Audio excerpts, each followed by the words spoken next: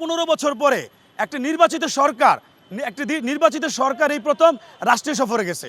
আমরা যদি ব্যতিক্রম কিছু দেখি, আপনি দেখেন প্লেনে এইভাবে সাধারণ জনগণের সাথে কোনো প্রধানমন্ত্রী এইভাবে বলতে পারবেন না যে বিদেশ সফরে গিয়েছে। আমরা যদি ব্যতিক্রম কিছু বলি তাহলে দেখেন আগের রাষ্ট্রীয় সফরগুলো আমরা কি দেখেছি, ফেস্টিভ্যালের সময় আমরা দেখেছি প্রায় 200-300 সফর সঙ্গী থাকে রাষ্ট্রের টাকা অপচয় করে, কিন্তু আমরা এই সফরে কি দেখলাম, মাননীয় প্রধানমন্ত্রীর সফর সঙ্গী মাত্র 27 জন।